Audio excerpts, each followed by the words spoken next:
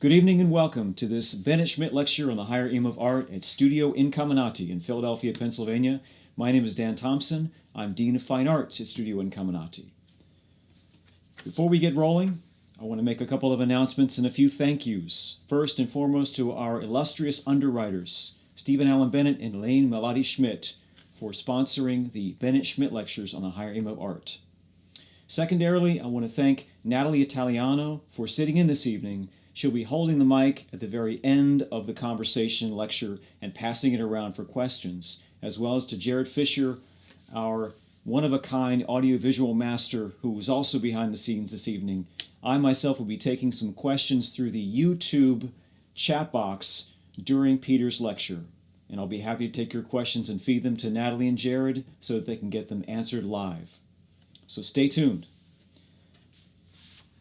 Peter Van Dyck, who we are delighted to have this evening. I'll give you some information about him. Peter Van Dyck was born in Philadelphia in 1978. He studied painting and drawing at the Florence Academy of Art in Florence, Italy, from 1998 to 2002. While studying, he also taught in a program from 2000 to 2002. He returned to Philadelphia in 2002 to paint his own studio and began exhibiting his work in numerous group shows in Philadelphia, New York, and San Francisco. He has had solo shows at John Pence Gallery in San Francisco in 2004, the Eleanor Ettinger Gallery in 2006, John Pence Gallery 2008, and the Grennan Gallery in Sag Harbor in 2010. In 2003, he began teaching at PAFA, the Pennsylvania Academy of the Fine Arts, where in 2011 he became an assistant professor in the certificate/BFA program at PAFA. In 2012, he was named one of 25 Important Artists of Tomorrow by American Artist Magazine. In 2013, his work was included in the book Painted Landscapes, Contemporary Views by Lauren P. Delamonica. His work has also been produced and reproduced in periodicals including American Artist Magazine, American Arts Quarterly, Art News, American Art Collector, International Artist Magazine, and Art and Antiques. Peter's teaching experience, as I mentioned, includes PAFA, where he served as an adjunct professor, also an assistant professor. He's also been a guest instructor at the Gage Academy in Seattle. He's taught at the Wayne Art Center, and he's been a visiting artist, lecturer, and for critiques at the Ringling College of Art and Design in Sarasota, Florida. His guest lectures include panel discussions at the Staten Island Museum, the Florence Academy of Art at Mana Contemporary, Working Artists Forum in Easton, Maryland, the Mid-Atlantic Plein Air Painters Association at the annual meeting, the Ringling College of Art and Design, and now, I'm proud to say, Studio Incamminati, where he's here tonight to talk to us about painting the found environment. Please welcome Peter Van Dyck.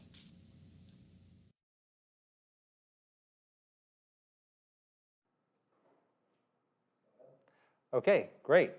Well, here we go. So thanks for coming, everybody. I like that we have a full house, but the trick to that is to just not have that many chairs, right? So this works beautifully. All right, so I'm going to talk about my two favorite subjects, painting and myself. But I want to talk specifically about a part of my journey as a painter that has to do with my approach, or an approach to painting what I'll call the world. All right. So as I went to a school, the Florence Academy of Art, which was an atelier school. I don't know if you guys have heard of any of those kinds of things or not, but it was different than exactly the approach that you all use here. But the idea really was that that you needed to kind of manage the environment in order to get the environment to fit within this skill set, okay? And that makes perfect sense. I think you have to do that to start. So for us, that meant that we had to have things that were stationary, that were not moving. We had to control the light in such a way so that there was a lot of, like, I don't, it's gonna sound bad, but I mean, like, I don't mean this in a bad way. There was a lot of manipulation of the world in order to get it to become paintable, right? And that makes a lot of sense. I think that that's how you have to enter into any of these things, because if you don't have some kind of conceptual framework to address the complexities of reality, you're just lost, all right? So what you see here, these are still life paintings that I did just after leaving Florence and coming back to Philly. But they're very much in the same tradition. So they're north lit, light, very carefully controlled light, and it might not look like it, but meticulously arranged. I mean, to the point where, go up and just shuffle that thing over a little bit, and that's a little bit high, and that looks like it's the same height as that, and those, no, a little bit over there. And then you get the arrangement, and if anybody moves it, there's going to be a murder, right? I mean, this is like, so, and you've got your place locked in. We learned to stand in the same place. And then it was just a matter of sort of diligently recording what you had arranged, right? And that makes sense, again, like when you get started, I think, but that became sort of impossible for me for reasons that I'll explain. So these are two examples of that. I thought that painting, semi-new junk was somehow really progressive. All right, so I was painting also at the time these small, very small interior paintings of the house that I grew up in, and starting to, for the first time, think outside the box. No, but literally like not outside the shadow box, and trying to paint these little views, okay? And I started to see at that point that there were things out there that I really wanted to paint, subjects, I suppose is what you call them, that I really wanted to paint, and that it required a little bit of a bigger picture in terms of how to think about design, how to think about light. So the light in spaces like this is not stable, right? Especially a direct sunlight and things like that. So I was trying to figure out how to see moving light, and how light might behave as it moves through the space, and how to design light in the picture. So for example, on the one on the left, there was no time when the light was exactly like that. It wasn't like, there's the shadow, there's the pattern, and I just lock it in, and we'll wait, until this exact moment in 1 year and hope that the sun is out that day. It's a accumulation of different possible moments of light, and then it's like applied to the form. So it's kind of like draped across the form in a very clever and beautiful way. No, I mean, I thought it was clever at the time. And then, but still, when I'm doing these paintings, I'm having a really hard time finding a composition. Like, I'm really going around and being like, the world's got like a certain number of compositions in it, and I'm running out, right? Like, I mean, I'm going around this house, I'm like, okay, I got one more painting out of this house for sure, right? And maybe two. And just feeling like compositions were these things out in the world, right? And they were to be found or not to be found. And I hope nobody finds this one before I do, right? Like that idea. And that really started to change for me. So I was working around the house like crazy, and like just feeling like I was running out of ideas. Then I moved out to Manayunk, where we live now, and had bought this house, which was just a big mess, and became like a 16-year do-it-yourself construction project. And so I started to paint around that environment, and I was still able to find, I think, things that fit my compositional aesthetic, things that could fall into place for me. But again, it started to run out. I felt like I might eventually one day have painted everything there was to paint in those spaces, okay? There's my sweet, sweet dog named Sasha. So now at the same time or after we'd been there a little while, we were going to build studios. So we got somebody to help us, or to help refurbish and renovate these garages in our back space. And so I decided this would be a good time to try to paint cityscape painting, because I just really liked cityscape painting. In the neighborhood, I loved walking around the neighborhood. I just would walk around and say, oh, this is amazing, so beautiful. If you've ever been to Manayunk, it's basically Philadelphia's Italian hill town, okay? It's absolutely beautiful. The topography is amazing. If you try to paint in center city Philadelphia, it's like everything meets the grid perfectly, and there's no topographical variation. And then the building spaces are all pretty regular. But in Manayunk, it's just been through these various iterations of development and then decay. And so you'll find like the spacing of buildings is very erratic, right? You've got things that drop off, you've got clear lots, and then 5 brand new townhomes. So it's wild, it's out of control, and it's visually very interesting because of that. So I would walk around and I'd see this stuff and I think, this is so cool, I want to paint, like this is what I want my paintings to do. So I ventured outdoors, and the painting on the left, I think, is the first outdoor painting I ever did in the city. And it's really small and it's really bad, but I did it hiding behind a dumpster about 2 blocks from my house. I was so shy, and it's like I said, it's tiny, and I was like, all right, I'm just gonna, like, nobody will see me if I just hide back here. And that worked. Nobody did see me, but I gradually started to gain a bit of confidence. If you do want to paint outside in a populated environment, it is worth doing, and you do get comfortable with it. I can tell you, it's totally, like when you first try it, you're going to think, I would rather, you know, fall down a flight of steps backwards than do this, right? You're going to be so self-conscious, like, oh God. People are going to ask you, like, what are you painting, even though you're staring right at it, and like you've been working on it for a month. Like, what is that? Like, it's a portrait of my grandmother. I don't know. But it's worth it, and you get more and more comfortable with it, and you know, you put your headphones on, you project this vibe of please don't talk to me, and it all works out. So you get more and more comfortable with it, but baby steps is helpful. When I first did this, like I said, I was hiding behind a dumpster, and then maybe about, I don't know, 6 years ago or something, I actually painted a commission, the only commission that I've ever painted, because nobody else ever asked. I don't know why, but of the Union League building on Broad Street, and I painted it, you know, all from life, just plopped right there on Broad Street in beautiful spring weather, and I was like, I can't believe I'm comfortable doing this.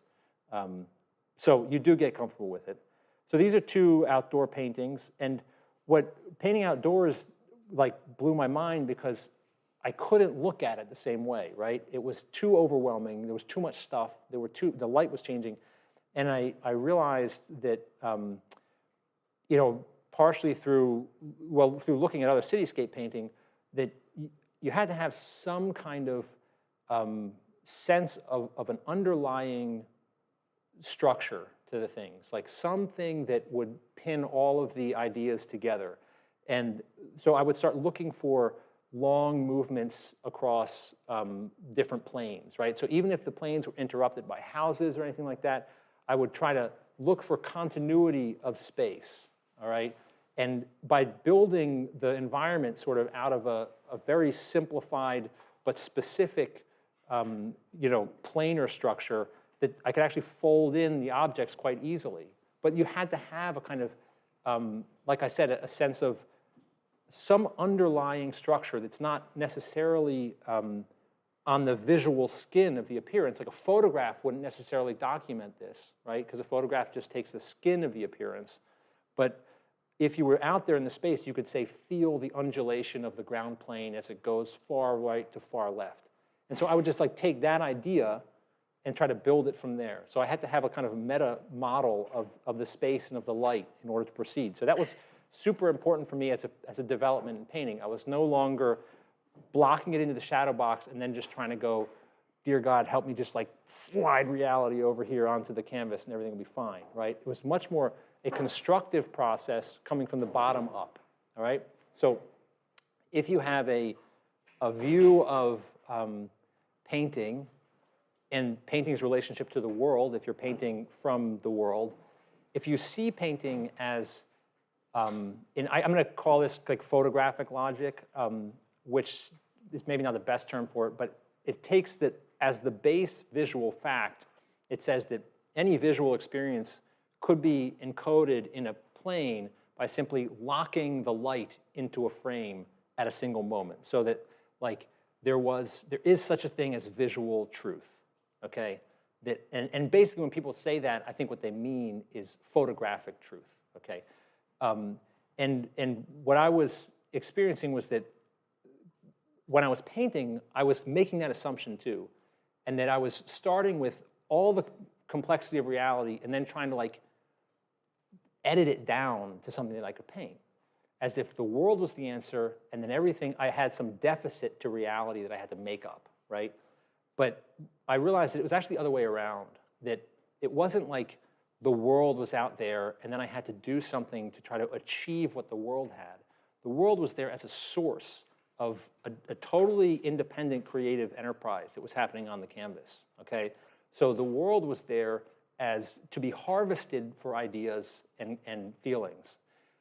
When people talk about how do you decide what to leave out, they think, again, there's this fact, there's all the stuff, and now we have to figure out what to leave out.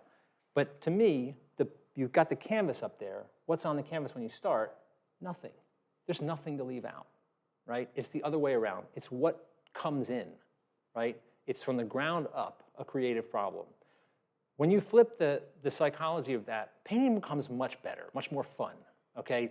You don't go, oh, what about that? And then what about that? You know, like it's just, it's a creative, I think it switches the valence of observational painting from being a kind of copying, that's not quite the right word, but to an independent creative problem. It's a creative problem from the ground up, okay? And that was a real realization for me. Now, people, I know that to most people, they're like, who didn't know that? Well, I didn't know that. So I continued to paint outside and try these ideas on bigger areas of space. These are very rough paintings. I mean, they look like they were painted with a broom by a blind person, but they're, you know, it was the best I could do. So I did that for a while, and then the studios got finished, and I came inside again. And I guess what happened there was that for the first time I started to think in these bigger ideas within the studio context, right? So that being outside, you know, forced me to try to conceive of what I was doing differently. And then I tried to drag that approach into inside. Now, this is a still life painting, I guess is what you'd call it. I don't know. Kind of an inside-outside still life painting. And I was starting with just the sense of what the space was doing. So like, how does the space, well, in this case, how does the space curve as I look right and then look left, and then as I look down and as I look up? People usually have questions about that. We'll talk about that later. But the sort of skeleton of the space and the sense of space, I realized, well, I had been told this, but I just wasn't paying attention apparently, that if you paint a space compellingly, it's really easy to paint stuff into it.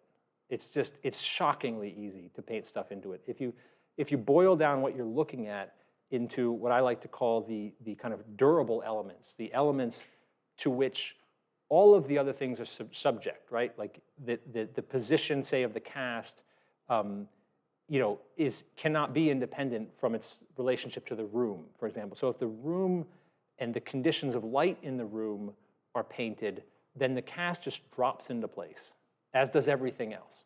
So now this was a great discovery for me, but it did make me go through some crazy things because I couldn't decide what to paint all of a sudden. I was just painting everything. I would be like, oh, well, if I could paint that, maybe I'll paint that. And these paintings would go through these crazy sagas. So on the upper left, you'll see that actually is what the painting looked like when it started.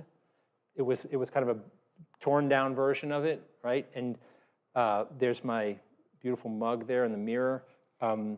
And I mean, I didn't know what to do. I kept changing everything. And so that's what it looked like at first on the far left, and then you move to the center on the upper part, and I had added all this other stuff in, and then I would just paint it out. And then this is the wildest one. I painted my dog skeleton into the picture there, and then lower left, I painted it out, and then I don't know what the difference is between the bottom two, but I painted some other stuff in. And I would get stuck in these things, just like composing them, you know, kind of rearranging and letting the things, you know, change as I moved through the studio. And I don't know, they are what they are. They look kind of crazy. And they're also very, very rough and tumble paintings for whatever that means, I don't know. This is another one of the same sort of time. This was very strange. I actually started this painting standing somewhere else, and it started like that on the upper left. And I was trying to paint actually through the wall. So there's a space right in the middle. You actually couldn't see any of what was in the middle of the picture. I was trying to just assemble that by like looking around. I wanted to paint the yard, but unfortunately there's a wall in the way. So I tried to paint the yard, and then you can see in the upper left picture that I had started to block in the frame of the window there. And then on the right, you can see I started to paint the mirror that was leaning against the wall. And all of this was part of a desire that I had to paint a sense of real continuity of space, right? So that as you were standing somewhere, like if I stood there, even though my view was interrupted by this massive wall that was there was no part of my brain that thought the world stopped there. You know, like, and that space just didn't feel that way to me. Like that it felt, at its most interesting, it felt continuous. Like if I look over there and I see the door, I don't think like, well, can't see it, there's probably nothing out there, right? You're led to a whole imagined space beyond that you can feel with a certain kind of continuity. And so I got really serious about trying to paint that continuity almost from the back forwards so that I could just start to put things in front of it. And I got so crazy about that, well, I don't know, I wasted a lot of time and energy. But so anyway, I had painted that as it is in the upper right, and then I sat down to a completely different viewpoint and just kept the background the same, and I painted the still life on the bottom left, and then I painted the still life on the bottom right on top of it. So this was I would like to say that I was more confused then than I am now, but it's probably not true. This is a nighttime painting done roughly around the same time, I think. I don't remember what's next. This is going to be exciting. Oh, yeah, so I unclipped the mic. Sorry, I wasn't expecting that kind of improvisational hand gesture. So I went back outside because I just loved being out there. And I started to do these paintings again in the cityscape and working from the same ideas as before, but these were bigger and more ambitious, I guess. And I don't know how I got this idea in my head, but I really wanted to paint figures into it. I love painting figure. I love drawing the figure. I love drawing organic form. But I have not really found a way to work with the figure in a way that I enjoy in the studio or outside of the classroom environment. But the picture on the left is one iteration of the painting that you see on the right. I was doing little sketches, like figure sketches in my sketchbook, which I enjoy. And I was turning them into bigger drawings. I was taking them and I was taking like Mylar, which is like really awesome tracing paper. And I would take little pedestrian sketches that I do in the train station or around the city. And I would try to develop them into enough of a figure to be kind of believable in the context of a larger painting. So you see there's like that semi-bald guy walking across the street there, and then behind him on the left, there's somebody crossing the street, and then there's the woman on the right. And I was sort of making these kind of, I would call them monsters. I would like take the jacket from one person and put it on another person and like find a hood that worked with this. It was really fun. And I'd end up with these characters that would be on Mylar. And I would Xerox them and change their scale and stuff and trace them again, and then I would cut them out. And I would just pin them to the painting. I try to overlapping them in different ways. And here's the trick, like if you pin everybody to the same eye level, no matter how big they are, it works. Because you just keep them at your eye level, and the smaller people will sit far back, the bigger people will come forward. It's really actually pretty easy. But this was kind of inspired by what I love Degas, and I love the horse racing pictures. And I mean, if you look at Degas' work, you see him just reusing these like figures. I mean, he's kind of just cutting and pasting them into the environment, changing their scale, overlapping them in different ways to create the picture. So foolishly, I tried to do that. And I ended up, I really lost faith in my ability and will to invent things. which I think has to do, that's a kind of temperamental thing, but it started to feel too self-conscious, which for me is a real problem. When I start to feel like too aware of what I'm doing, I just feel awful. And so everything that was kind of more contrived to me, something where I couldn't like just look at it,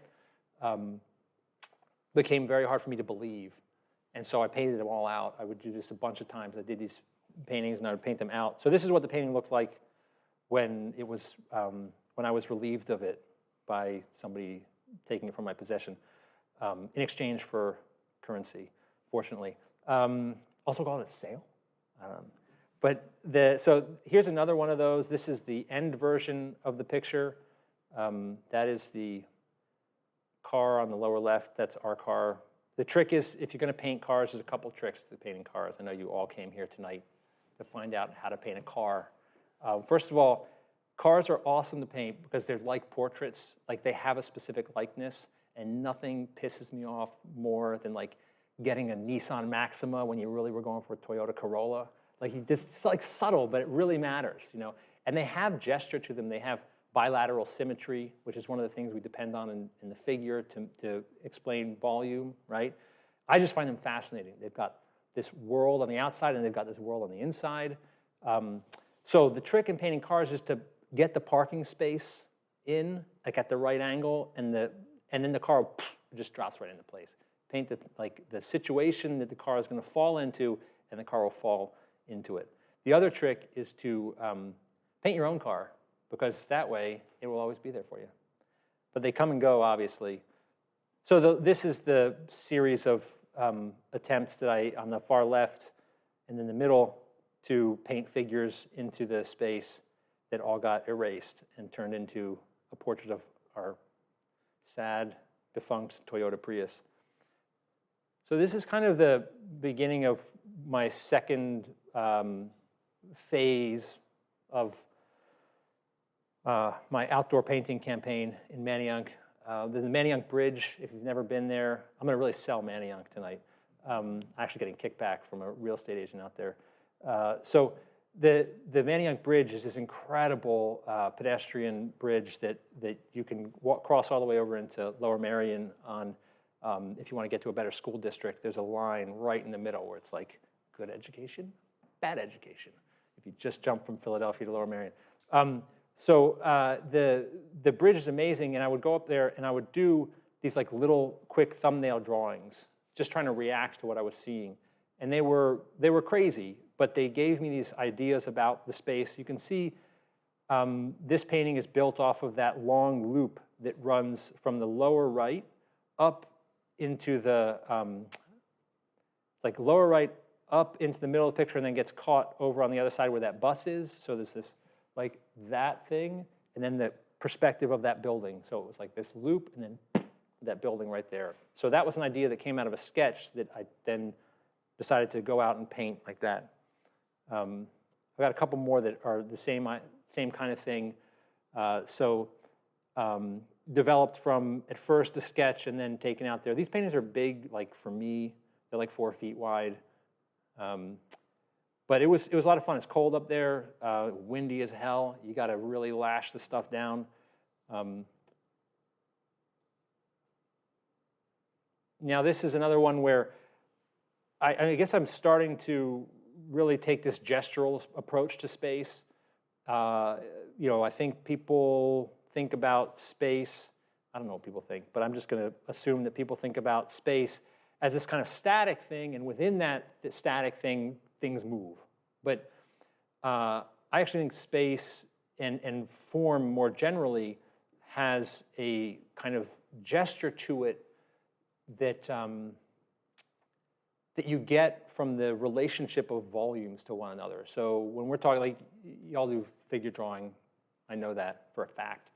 And you talk about gesture, and we usually talk about it in figure drawing, and we don't talk about gesture, say, in interior painting or something like that. But to me, gesture is the implied movement between two discrete forms. So like if you take a single form, the single form doesn't have gesture. Like we just take a block like that, right? But if I take another form and I articulate that form against that other form, there's an implied movement between those two, right? It's not actually in, neither one of the forms contains the gesture. It's a relationship between the things. So I liken this to how you might define an interval in music, right? So an interval isn't contained in either note, right? An interval is contained, it's defined by the relationship between the notes. So I started seeing, and none of this is original to me by any stretch of the imagination, but you do discover these things on your own, only to realize that people have known them forever. And they even told you about them, but you were too stupid to listen. So what I was seeing was that if I could take, say, that bridge on the lower left and look at the way it was oriented and then position it relative to the other bridge in a way so that there was a sort of planar gestural relationship between two things, this to this. And that's what, again, that's what gesture kind of is to me. It's like this to this. And once I started to see space that way, everything seemed like a possible subject. It wasn't anymore like, oh, here's a view of a street, right? Or here's, there's the tree, and then it's like, what's moving against what? What might I, if I look at it this way, there's an idea here. And this is all part of this kind of ground up approach to thinking about painting. It's like you can find what I call a painting idea like that anywhere, right? If you can find a way to strip reality into these different ways of looking, like the way light moves through a space or the way two planes articulate against one another. You have to sort of tear it down to these really simple ideas to start to rebuild it in a kind of creative way in the world of the canvas, okay? This is just a painting on the street. There you go. But again, like these have a lot of the I guess our problems, I don't know, of the other pictures of still life. I would change them a lot. So I would get things like half a car, or I'd paint the car in and then paint part of it out when I was trying to paint something else. So that poor scooter, I spent so much time trying to draw the handlebars on that scooter, and then I painted them out because I was trying to get the stair to go at the right angle, and there you go, right? What are you going to do? So this is the greatest challenge to me. I'm not a I'm so structurally wired in the sense that I need volumes to work with, okay? I really have a kind of physical bodily relationship to what I'm looking at. And nature, raw nature, doesn't really give you clear volumes, right? Like I would look at a raw landscape to me is like, that's unpaintable, right? So anyway, the point of that is to say that my wife is from Alabama, and we spend a lot of time down there, and we have a studio that we built down there, and so we would go down there, and to me, this was like unpaintable. I thought, like, this is so outside of my understanding of how to express form. I was just like totally lost. But I am a determined person. Some people call that stubborn, but I thought there's got to be a way for me to take my way of thinking about planes and space and apply it to an organic environment. Now, I would generally do this by kind of anchoring the world on like a small piece of structure that I could find. So you see there's my mother-in-law's house on the right, and then there's the garage on the left. So I could use that to kind of anchor this volumetric environment and then kind of build out from there. But more than that, what I was starting to do was to try to take, say, that ground plane, and when we're looking at, we think about, human-made environments, we sort of imagine they're coming off of this seamless, flat, horizontal ground plane. But then we go out into nature, and, it ain't so flat, right? So this ground plane has this kind of undulating surface to it, and I decided, all right, if I can track the ground plane, if I can just plot out the undulations and the gestures across the land, right? That just the way you might in a still life, like try to find the cloth structure. Like if you laid a cloth out, right, on your whatever that thing's called, your still life setup, and you tried to track, oh, here's a big fold. Oh, and here's a little subfold that goes over that. Well, that's what I would try to do with the landscape. Oh, here's a big ridge where the cars drive through, so there's a dip or whatever. And so the patches of color that you see on the ground plane were really made to fit. I mean, it doesn't look careful, but they're carefully fit onto structural changes in the ground plane so that you could feel your way into the space. And then, you know, the final trick in the landscape painting playbook, which is just take the cast shadows and just drape them across the landscape, and they will just give away the topography of the landscape like that. So they just make this kind of free, it's a freebie cross contour, okay? It's a great trick. This is maybe my dumbest painting of all time. So far, you know, it's a high bar, but I could pass it. And really just trying to make something out of nothing. This was down in Alabama again, and I was going out to the town that's closest to us, and I was painting these parking lot pictures, very much inspired by a painter named Phil Geiger, if anybody knows Phil's work. He had done these parking lot paintings in the mid-'80s, maybe, and I just thought they were the most beautiful things I still think they are. And so I thought foolishly, like, oh, I want to do that. So I would go out to these parking lots and try to make these paintings. And this one actually started like that. It was like 3 feet wide, and I was trying to paint the cars and all that stuff. And they're very rough. I was painting really rough at the time. And I put the painting away. I came back the next year. They had closed down the shopping center. They closed down the Winn-Dixie, sadly. And so what I did was I thought, well, you know, what can I make out of this? And I'm going to go back a slide here. Sorry for that.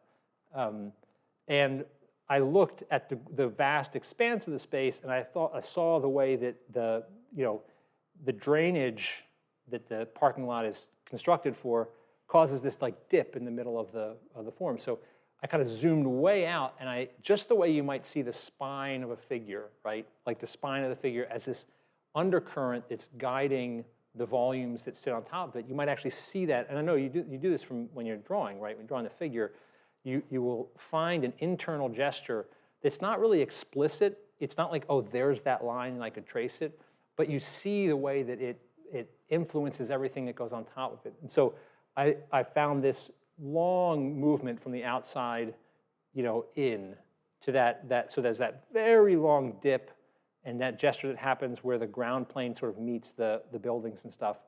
And I thought, okay, that's the painting. You know, I just have to get that to work. And I built the whole thing off of that. And then you've got where the cars park, you get that accumulation of oil, and that created this stain that was dipping through there. And the painting just got bigger because, I don't know, I made it to the right, and then it didn't seem big enough, so I made it to the left, and then I wanted to put the posts in. So it's a funny shaped painting. It's like 8 feet wide. And actually, when I took it out, I had to take it out in sections. Like I'd have to take it out and then put it together on site because it wouldn't fit in the car. I know it's heroic, isn't it? So then I ended up really enjoying painting in Alabama. I really enjoyed, still do, trying to make that paintable for myself, because I think philosophically what I needed from painting, what I needed from the world, was to feel that wherever I happened to be, whatever was being dealt to me at any time, was not only good enough, but it might be great, right? Like that. This is like maybe like a little too hokey pokey. It's like psychological, but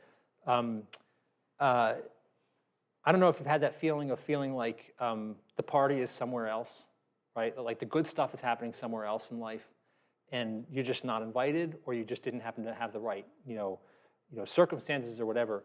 And I hate that feeling, and I guess what I saw in the paintings that I really liked was that they seemed to make whatever was there the event. Like, it ain't happening somewhere else, it's happening here. But the thing is, you actually have to make it happen, okay? And sometimes, if you can imagine, like the world will sometimes just when you're bummed or depressed, everything just, comes at you and expresses its lack of meaning. Like everything just seems forlorn and meaningless, right? And when you feel the other way around, the same material comes at you and it's like, oh, it's full of meaning. Like the world just resonates meaning. And quite frankly, the world does not resonate meaning for me, like any more than it does for anybody else, but I need it to. And so painting, for me, is a way of trying to just will meaning into experience, right? Because if it doesn't mean anything, I don't think I can go through it. I need it to feel animated by a kind of life energy, and it doesn't. People generally think like, do you see something and you got to paint it? Like, no, I actually don't. I actually don't see anything. I don't see it out there and feel like I must paint that. I feel like I need to cook up something that makes the world feel meaningful. So I've really dug into that challenge in Alabama. This is a painting that I started in 2011.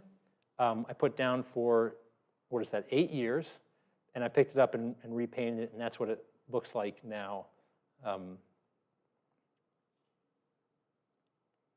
This is actually kind of like one of my favorite paintings, but I don't think anybody likes it. This is my mother-in-law's house, and it's very low, it's about the size of a trailer, maybe a little bit bigger, and totally, like, you would never go back there and be like, ooh, there's a painting, right?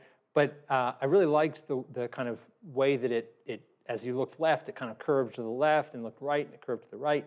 There was one thing, which was that there were 2 trees right between me and the house, but I was not discouraged. I really wanted to paint, if you follow the ground line where that car is on the right, over to the other side, there's a sense of like a continuity of the ground plane that happens behind the house, okay? And then there's a continuity of the form of the house that passes behind the tree. So I wanted things to feel full and complete, right? And so, I really loved working on this painting. It's very strange. One of the trees was cut down halfway through the painting, so that's what the stump is on the right there. But I'll show you the various iterations that this went through. The upper left, I actually started the painting about probably 50 feet back from where I actually ended up doing it. So that's what you see on the upper left. The house takes up a lot less space. And I realized, at least at that time, I could not paint the woods. This was just not going to happen. So I thought, I know what I'll do. I'll walk much closer. And so I walked much, much closer. And then you see on the lower left, I had those 2 trees. And then the picture in the middle on the bottom was what the painting looked like for probably 8 years, and it was just sitting around. And then maybe last summer, or the first COVID summer, there have been so many, that I had that painting, I didn't have anything else to work on, and I thought, I'm just going to paint this thing now. And I had changed a lot, I think, in the meantime. The palette is a lot brighter, I think, and the range of scale is a lot broader in terms of like sort of how far down I'm trying to get in terms of the detail. And I it's funny, it's one of my favorite paintings because to me, it actually really is a portrait of that place, which is important to me. I mean, I don't know if this is just a hang up from my training, but I really care about like getting it to be really resonate with what I think that thing is, the character of that thing is. Again, I may just be like a weird OCD hang up, but if I'm painting that oil can, like I have a feeling, you have a feeling for like its character. It's like, I want to get that feeling. There's a certain quality of specificity that's very important to me. It's not just anything. If you look hard enough, it's really specific. And that kind of specificity is part of what generates meaning for me. That it doesn't, you come to the world with expectations. That's how we move through the world. And then those expectations meet reality, and that's what's exciting, is that sort of challenge of your expectations. And I don't get to that place unless I ask a lot of questions. Like, if I'm going to paint the thing, I have an idea of what that might be, but then I have to push past that idea. I think it gets interesting where your model of the world becomes insufficient, where you actually push your model of the world to the breaking point, where you couldn't predict what was there, right? That's what's fun for me. You have to get past what you think you know to get to the place where you really have traction in the experience. That's my feeling. It's probably bullshit, but this is a 2-panel painting. It's it's exactly 4 feet by 4 feet.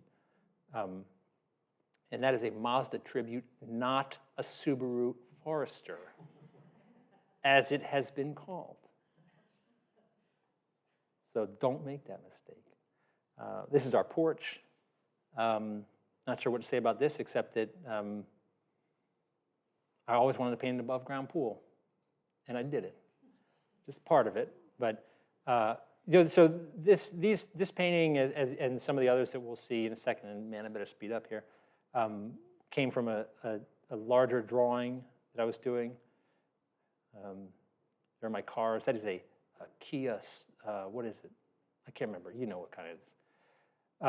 And then I coming back to Philadelphia, I got really serious about trying to paint all these different views out of my house, and I was walking around with a sketchbook and just standing in spaces and just trying to document in a really small way, this experience of looking at that and looking around, and that created this, I guess, this body of paintings that is the last sort of section that we'll look at.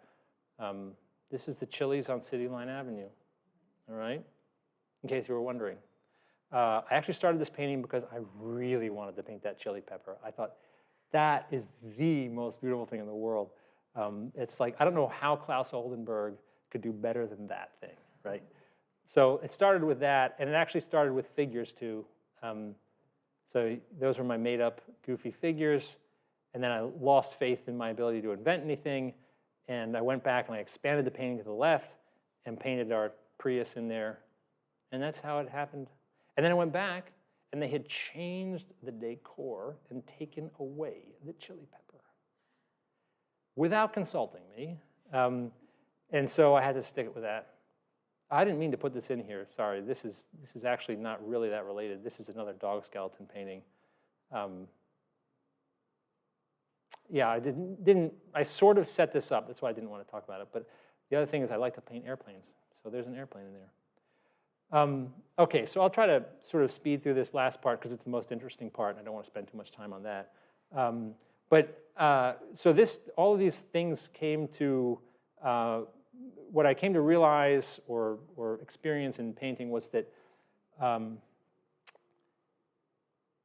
that the way I was looking at the space or the subject through time, so that I would look at this and I would move over to that and look at that, could be sort of tracked in the form of a sketch, a very small drawing. So I would start these drawings where I'd start somewhere and I'd sort of follow an idea and watch my attention, like try to track my attention as it went from, say, a plane to a detail to an idea to out the window. So there was no proper sequence for this. It was just sort of, how does your experience unfold at this moment? There's not like one way.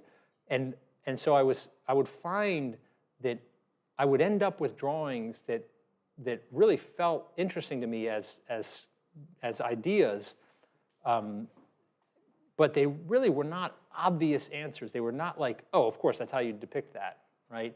So, for example, in this picture here, I looked out the window to the left and I would see my neighbor's house, and then I would kind of come in and I would catch my table, and then I'd see the vault, the big movement up to the skylights, and then look out the skylights.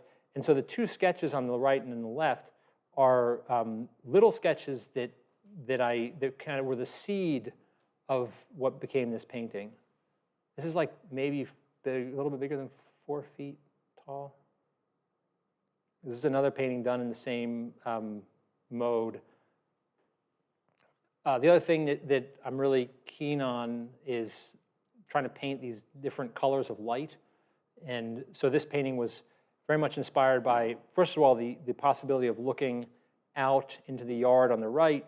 Again, I wanted to paint that basketball hoop because that's awesome. And my son has never touched it in his life, even though it's been there forever. No, he has, once. So I wanted to look out that space and then into the workshop space there. And I had turned the lights on, the artificial lights in the workshop, and then left them off in the space I'm standing in. So I was trying to get this contrast of colors of light between the two spaces there. So on the left is the drawing, the small drawing that became the painting. And at this point, the spaces were so complex, at least for my mind, that I had to start parsing them out in graphite to start. So I would do a drawing that was actually the same size as the painting. And so that's what this is on the right. It's just trying to hack through the complexity of like, well, when you're looking at that much space, like I have no idea how big that is compared to that, or and so what happened was the sketches were I mean, I think part of the interest of the sketches for me was that they were unconstrained by needing to get the proportions right or anything like that. They were just free flowing. And then there was this thing where, all right, well, that's nice as a feeling of gesture and design, but can I keep that feeling and try to pack all this stuff in there without regularizing and sort of making the space really kind of static again? Because that will be the challenge. As you try to pack more stuff in, things will become more regular and more rational, right? So I was trying to kind of maintain the irrationality and the spontaneity of the sketch with an exhaustive description of the space, right? So that I would do these drawings and then I would transfer them and paint. But here's the thing, I would then change the drawings dramatically once they were transferred. So I didn't feel beholden to it, but it was very helpful to get me off the ground. And then I was doing these like little color studies at the same time because, and this was another revelation in terms of trying to open up the whole world to being paintable, was that I realized, like, again, don't know why it took me so long to realize this, but you could set your, you kind of set your internal light meter, so to speak, very differently depending on how you looked at things. So if you look on the right, the workshop space has a glowing orange light in there, right, on the right side of that space, and then it gradates very fast to something much darker as it moves into the upper part there, right? Okay, so that's true. When I would look at the space, I could see that gradation, right? But then when I looked at, say, the space as a whole relative to the rest of the space, that whole distant space actually felt quite luminous. And those two ideas were actually in competition with one another. I could either try to paint that gradation across that space, or I could key the whole space up, downplay that gradation, and get the whole space to glow more. I preferred that, all right? Like, to try to, so I opted for the idea on the left, which doesn't have a strong gradation of light as it moves up and to the left, okay? So, those things are totally flexible in painting. You can change, you can adjust that exposure in any way that works. In fact, in the actual painting, there were parts of the outside that were, of that fence, for example, on the outside, that were significantly lighter than that, right? But I averaged them all to the darkest version of that in order to get the fence to feel light, or sorry, to get the fence to make the wall feel light, okay? So that piece of, like, say, that mullion there, that window frame there, I really needed that to be dark to push that to be light. And there were certain ways that I could look at the contrast that would make that true, and then you look at it a different way and it's not true, because your eyes are making adjustments all the time as you look around the space, okay? This is another fairly silly painting that I did. My friend Scott Noel, who's a great painter and great teacher, if you ever met him, he said, "This looks like you're putting on a pair of goggles." And I thought that was it was so true. It does feel like, so I call this bay window goggles. It's a view out the bay window of our house. And you see a lot of the same things here where that the sidewalk that cuts through there, I would draw it so that it was continuous. Like I would draw it right through all the framework and all that stuff, because I wanted to feel like if I took the window away and all the framing, that the rest of the world would be right there intact, right? And so trying to paint that feeling of continuity, which requires you to actually really just paint through things a lot and try to connect them. I take this stuff called chart tape. This is a trade secret, just between us and everyone on YouTube, where I take this, it's very thin tape, and you can string it across the painting, right? You tape it to the painting, and you can connect things across the painting, and you can curve it too.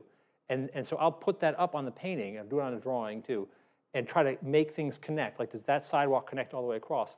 And then you can change the shape of it, right? It's like a ruler that you can attach to the painting and bend. It's awesome. Is that Blick? $4.95, item number 3792. But it's great. You can only get it at Blick. And they didn't pay me to say that. So anyway, this is, you know, it's a big painting for me. It's 4 feet by 3 feet or something. And these are different color ideas that I tried out with this, because if you've ever tried something like this, like I would walk into the room and I would say, oh, the room is so yellow compared to what's outside. Wow. And so I would go to the studio and I try to paint this from my head, this idea, really simple idea, really hot yellow inside, and then this like cool purple blue outside, like on the upper left. And then I'd go back after painting that and go look at it like, wait, what? No. It's like, it's blue in here. It's blue in here. That's crazy. What was I thinking? And so I'd go back and I painted that version on the upper right. And the thing is, like, both of those two things are true, right? You can, and this is why, you know, when people, I mean, I don't know, if, maybe there's just something wrong with me. I'm sure there's something wrong with me. But you'll go and you'll be like, yeah, I know what that's, that color. I got that color. And then you come back and no, it's the opposite color. And you think, something wrong with me, right? I think that's just the way it works. And so I sort of tried to, I think I opted for some middle ground there in those two different, or those three different possibilities. Also, depending on how I looked at it, the building outside could be significantly darker than what I was looking at inside, or lighter, okay? Depending on how you expose your eyes and what you focus on. I opted for darker because I wanted the light in the room to really feel forward. So I would get these strong contrasts between, say, the building and the frame of the window there. That's Mr. Whiskers on the lower right. This is our kitchen. And I guess this is sort of this will do a quick run through the last things here. This is kind of what I've been up to in the last couple years. Still trying to paint like big spaces, or they're not actually big, but they're wide in terms of what they're trying to encompass. Trying to animate the experience of being somewhere, trying to make the world give off a sense of meaning. That's pretty grandiose, I know. And I guess if anything's really changed, I think it's been something about trying to go further and be more descriptive, as naive as that might sound. I just want more. You know, I want to know, well, yeah, well, what about that, and what about that? And so that's kind of what I've been up to.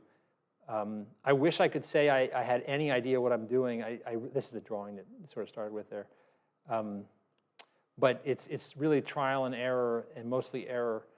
These are three different kind of color study ideas that I had for that. And if you look at the middle one, say, as opposed to the one on the right, there's a real difference at the level of design. You see the door, like that piece there?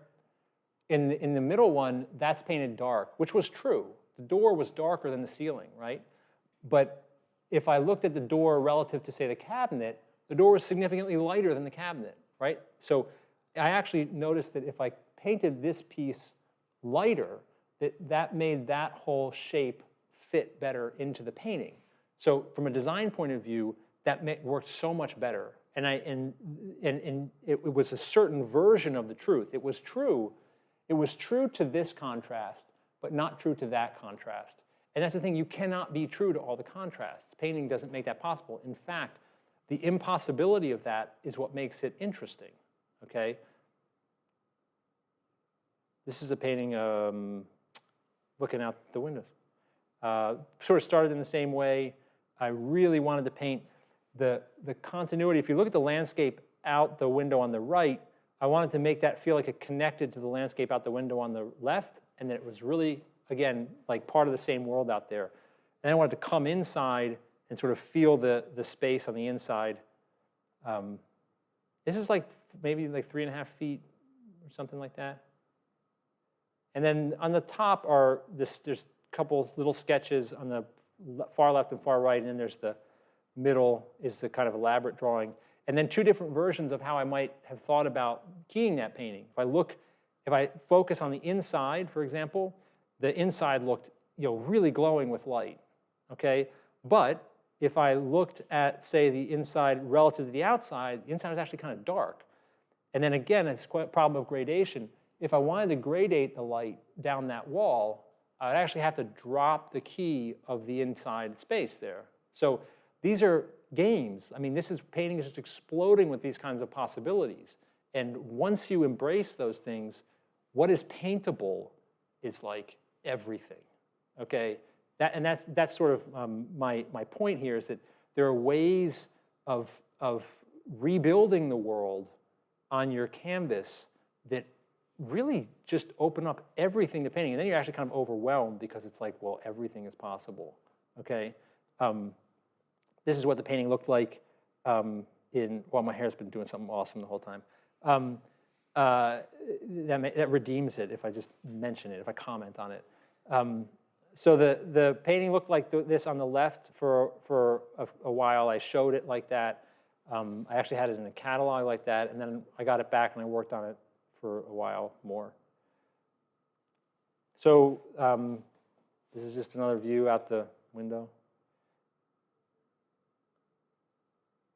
It's a washer and dryer, for those of you who are not familiar with these appliances. In an effort to, now I'm really worried about my hair. In an effort to prove to my students that you could paint anywhere, I did this as a demonstration, or I started it as a demonstration, and then I kind of like got obsessed with it. And so this is down in our basement, if you're ever over and you're wondering where the laundry is. And I was trying to paint that the space going into the bluer light that's kind of got that more natural light on the back to the ochre light in the foreground. That was kind of the color idea. And then as I looked to the right, I wanted to get that sweep of the space and then that sort of tunneling going back in the other direction. This was the beginning of what I'm doing now, which is kind of I'm a little worried about, I guess, but don't tell anybody. Where I'm really abusing the surface of the painting to a degree that I'm concerned about. But I'm trying to ratchet down on the scale again, trying to really get into everything, but keep the mark and the handwriting very open.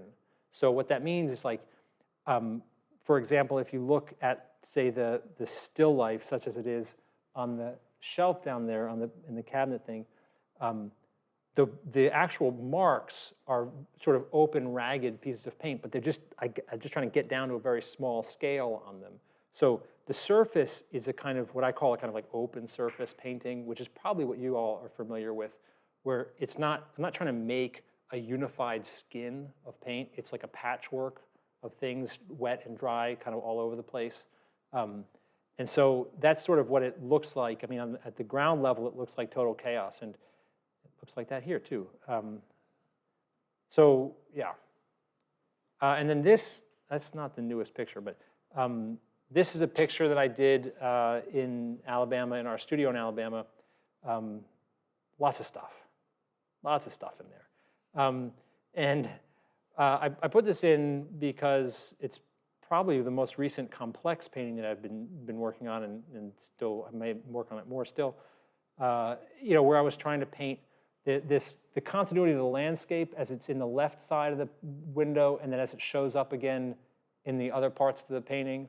So I was trying to get that continuity, and then the big sort of movement of the wall, and I wanted to see through this painting rack as I was looking in there. So what I'm doing here is trying to track the space of the inside by using the sort of structural skeleton of the room, and then sort of building off of that.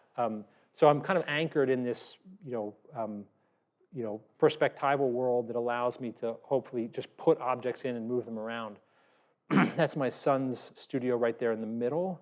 You'll notice that there's a fence around it. That's to keep him out of my studio. That's my wife's studio on the other side there. There's all kinds of stuff that, like the window frame is, the windows are way more complex than they are in there. But, again, like I said, I'm starting from nothing and bringing things in. So it's not a question of, well, do I leave the window framing out? No, the question is, do you bring it in, right? So that's all not in the picture. And then I put this in because I thought it was funny. The impetus for this painting was actually to paint the skeleton that you see in the front of the picture. I wanted to paint the skeleton and the exercise bike because I thought those were two pretty silly objects. And so I started like that. And then when I transferred the drawing and I went to start the painting, and since I start by painting the space and then pull the objects in, I painted the space, and I just never got around to putting the skeleton in, even though the skeleton was the purpose of the painting, because the space started to become interesting.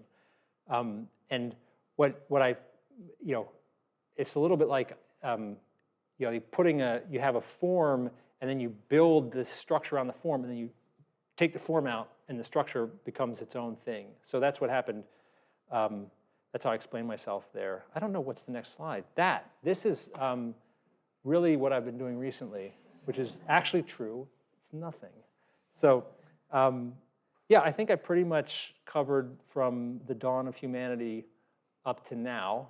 And I guess it wasn't that long. So should I take questions?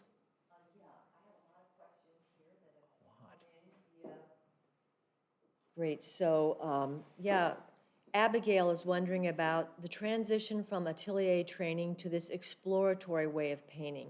She wants to know if there was a struggle involved or an obligation to maintain the aesthetics or points of process for the sake of loyalty to a tradition. No struggle. Everything's been easy. I mean, I don't know what else to say. No, yeah, it's been awful. No, I don't think, I don't feel, yeah, it's totally a struggle, absolutely a struggle. But I don't feel any kind of nostalgic loyalty to, maybe I should, but I don't feel that, to, what do I owe the tradition or anything like that. I mean, to me, and this may sound, blasphemous, but I guess to me, I am interested in the tradition. This is what I get from the tradition, basically. Like all of this stuff, these ideas about like shape design, for example, and understanding, shape proportions and things, the stuff that you guys do, that is like everything to me. So so much of my atelier training is, I just don't know what I'd be doing without that. So it was actually no point at which I was trying to like undermine that. I just wanted to bring other things into the picture. And so, yeah, I don't feel like I've, walked away from it really in any way. In fact, it's funny that, my teacher, although I think he'd probably be horrified by what I do, I think, I look at him like, I'm doing exactly what you told me to do. Like, you told me to design shapes and get a sense of light. So for me, I thought I was doing what they were talking about, but apparently not. Well, actually, this is a perfect lead into the next question. Yeah, I knew it would be. That's why I did. I hope I didn't cut you off. Okay, so Stefania is wondering, what are the 3 skills from atelier education that you feel are critical to creating your paintings? That's a great question. So probably the most important is carefully learning to sort of apprehend the character of a shape, I think is probably the most important thing. That shape is not about so much about like how using it to get accurate proportions. I mean, you can think about it that way, but that shape has a character to which you can become sensitized, right? So that because that feeling for the way shapes design, that's your prose, right? That's like, in writing, that would be what we call your prose. Like, how do you talk? How do you use words? Like, how do you phrase things? Because you can say the same content, right? But you can phrase it differently. I mean, what is every rock and roll song ever?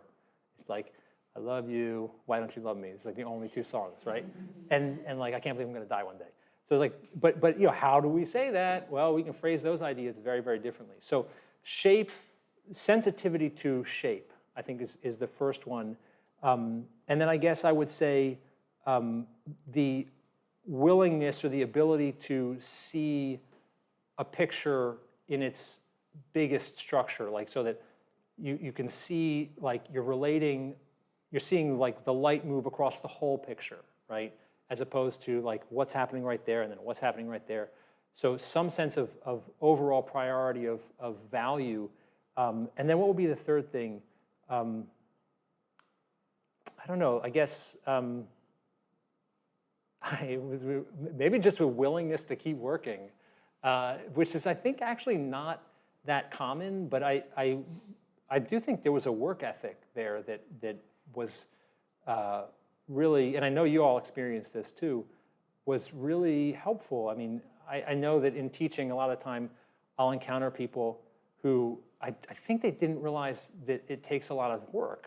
So they'll be frustrated with what they've done after almost no time. And you're like, wait, what did you think? You know, and you know, in atelier work, I think you get used to seeing that it's a long slog, and if you're expecting payback on a regular, you know, daily basis, it's not going to happen.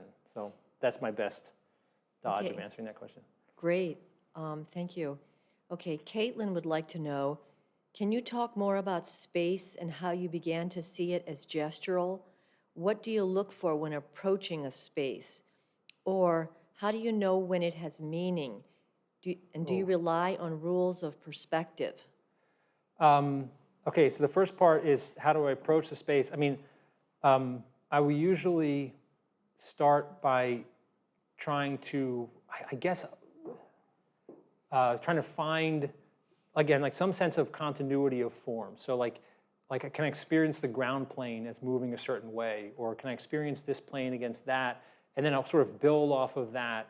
You know, sometimes it will happen like I'll want to paint a particular object, and that object will have a certain postural relationship to my body, right?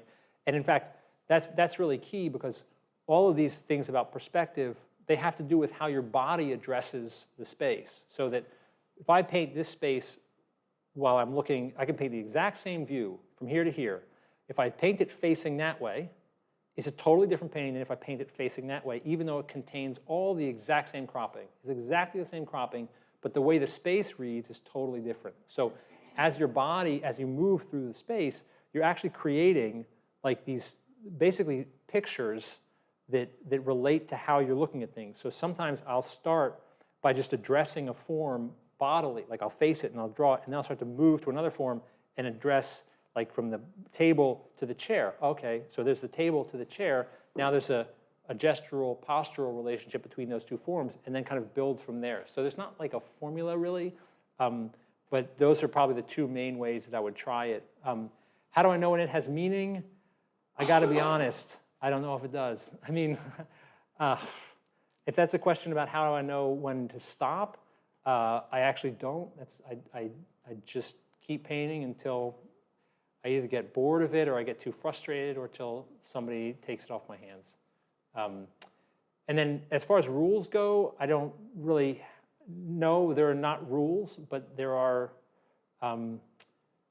certain templates, I would say, like conceptual models, templates that I would use, and they have to do with just really basic perspective stuff, like how, well, just like you would have in your mind a template of the gradation of light, right? This is a concept about the way light moves across a form. It's just a concept. It's just a template that you bring to bear on your experience. So perspective basically has the same thing. You know, you're imagining that, you know, I look at something and I look at it through a picture plane, right? And there are certain rules about, you know, though these angles, they converge on the same point on the horizon line. We're not going to go into that, but you know, I don't want to explain all of perspective. Not that I'm not happy to, but I had to do that all day today, didn't I?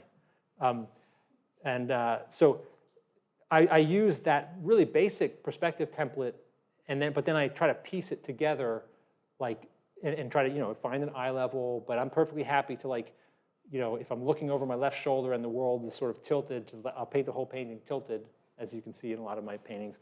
So no rules, but a set of sort of conceptual templates to bring to bear on the experience. Okay, thank you. Evan Kitson would like to know, do you use the same palette for both exteriors and interiors? And how has your palette shifted over the years? I do use the same palette for everything. The shift in the palette has been, I used, for a long time, I was a lead white addict. And when you paint with lead white, the whole mixture is different. The lead is very weak as a tinting thing. Tinting strength of the lead is very weak. So I actually have a very simple, I think simple, approach to the palettes. Like I put the colors out that I like and that have the working properties that are helpful for me. And so, I've always had a pretty simple kind of red, yellow, blue. Like I like dirty versions of those colors.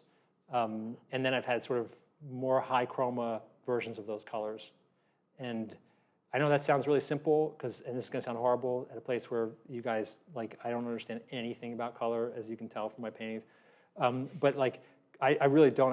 I really think about it as you want to work with paint that you like, I think, that you like just the natural quality of it. And then you use those tools, you find a way to use those tools to make your painting. So basically, I think other than the removal of lead white from the palette, I don't know if there's really been any drastic change. I've always tried bringing in other colors, and it's like either they take, you find them useful, or you don't, and they just make their way off the palette, and you get that Tupperware full of paints that you bought and then you never used again, right? You squeeze, I don't like that, take it back. So yeah, I think that answers that question. Okay, yeah, thank you. A couple more. Heidi is asking, how detailed are your figure sketches that you put in the landscapes? And she also asked if you had any photos of these sketches. Oh yeah, I have tons of them. I have I could have regaled you of thousands of these today. They're not very detailed. I would be, if anybody wants to see them, you can just write me. I'll show you all the pictures of them. They're pretty simple, but that'd be hard to explain. I don't know without pulling up an image. Was there another part to that question? It was how detailed are they, and then. Oh yeah, there you go. Good answer. Okay. She has another, sorry, I've got a lot of different texts here with all these questions. She also is asking, how much are you still relying on transfer? I guess she wants to know about this process of transfer. Yeah, good question. So actually, these days, I'm moving away from it a little bit because I guess I did it a lot, and I found that it was making the project seem too important for me. It felt, I'm just going through a phase now where I just feel like I don't feel very ambitious. I feel very kind of contracted and closed down, and starting something that's this grand plan and all this preparation to me, I'm just not in a place where I feel like doing that. So I'm not doing it much now, but for up until a couple months ago, yeah, I would do these elaborate drawings, and then they're not elaborate in their detail, but they're very carefully fought out. I mean, literally fought out and thought out in an attempt to anchor what I call the sort of skeleton of the space. Because if I get that, then I can sort of pull things in and out pretty easily. But then I'll take a big piece of Mylar and trace the sort of key locations of things, and then I put that on the canvas, and I have like carbon paper. It works great, and then just trace with a ballpoint pen the carbon paper. But the drawing, you see, the thing is that I think you have to be willing to lose the drawing all the time if you want to get any sense of movement in the painting. And there's this amazing dichotomy in painting between the all-encompassing quality of light and then the clarity of structure. So that light and structure, this is my sort of thought model here, is that, well, it's not mine, but I thought of it too. I don't want to be like taking too much credit. But you can, light has a way of swallowing structure, right? As it pulls forms together. And if you hold too tightly to the perimeters and the corners of form, like the space will just lose that feeling of light. So in order to get light, you have to constantly obscure structure, right? In order to get structure, you have to constantly over-articulate things. So what I do is I do a kind of combination of both, where I'll paint right across the structure and then try to pull I'll have to draw back into it. So I have to draw into the painting all the time. If you ever had the thrill of watching me paint, it's mostly me trying to track the drawing and then putting a piece of color there when I find where I want the thing to be. So I'm always sort of rethinking the drawing as a way of advancing the painting. But the transfer, after it's initially done, I don't usually, sometimes I will go back and retransfer certain parts of it, or like the skeleton if I've really lost it. But if there are points that I really, really need to hold on to, I'll do as much as like put a nail in the painting there so that I can't lose that point. I do paint on canvas that's glued to a board so it can handle nails. Yeah. Okay, and just a couple more shorter questions about more technical things. I don't know how to pronounce this person's name. Kahi wants to know about your oil media, especially in your sketches.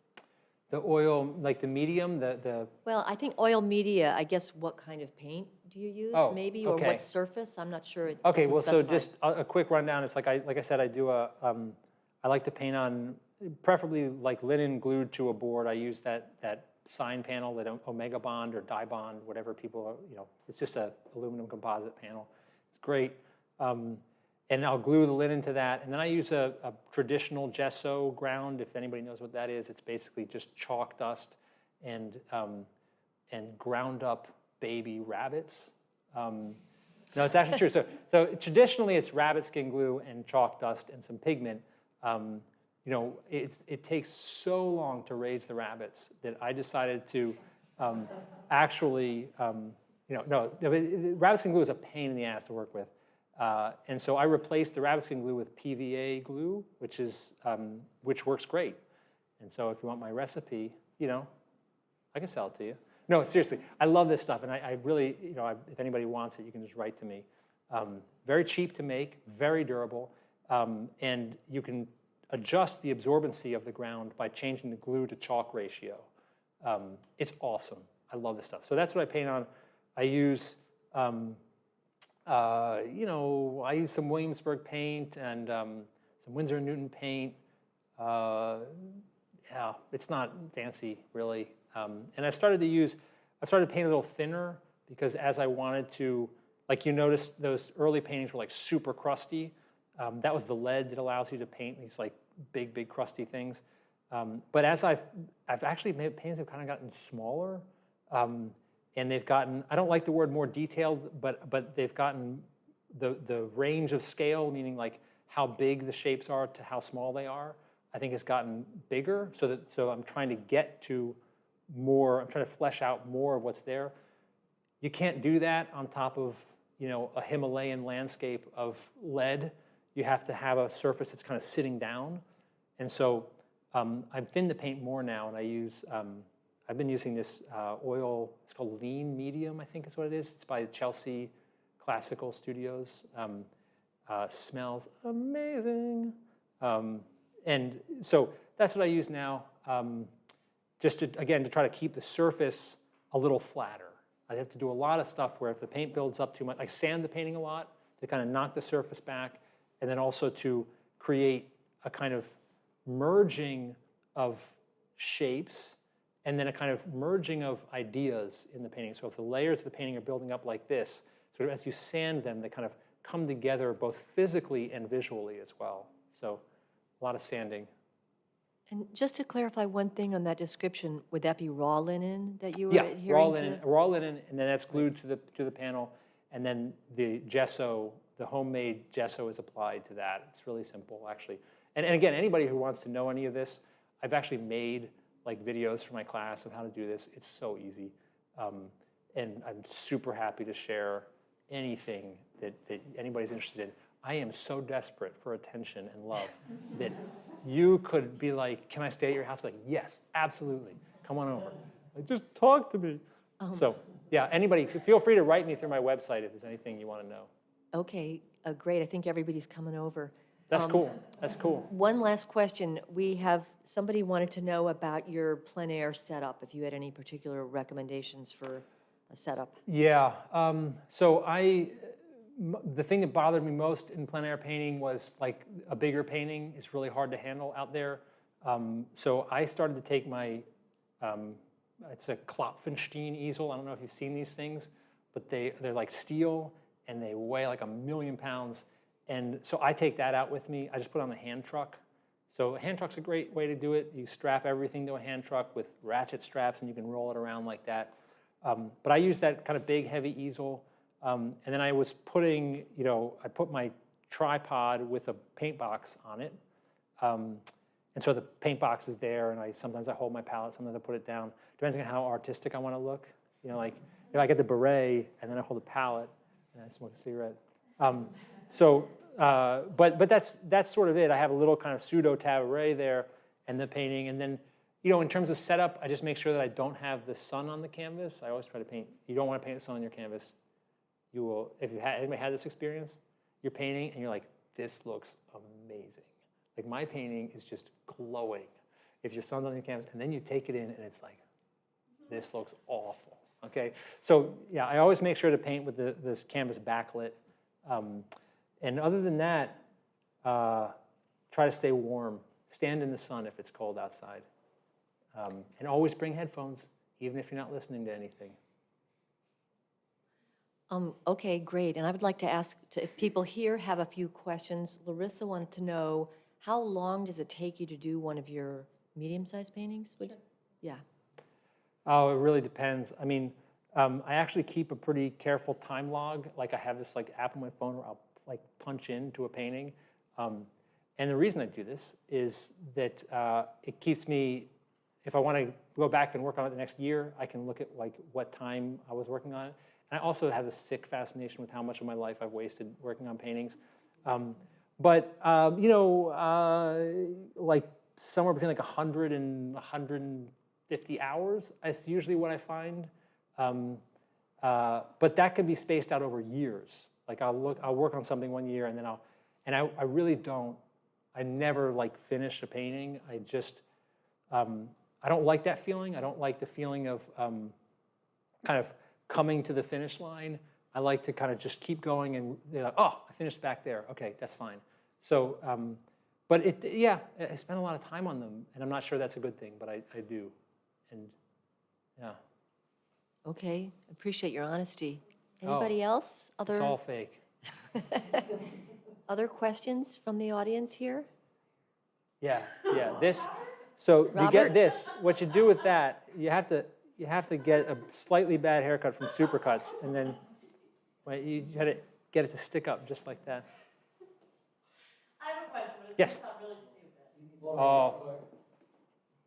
All right, I am totally geared up for a stupid question. You have to hold it down here. Down here? Yep. Okay. Maybe it's because I'm 5 feet tall, but all your paintings look as if you're painting them from hovering or Yeah. a fisheye lens. Yeah.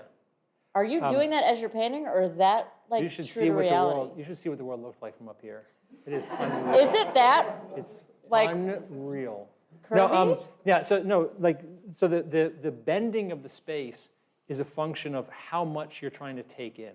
So it actually, for example, I'm actually standing very close to that washer, right? So that to look at the washer, I have to look down, right?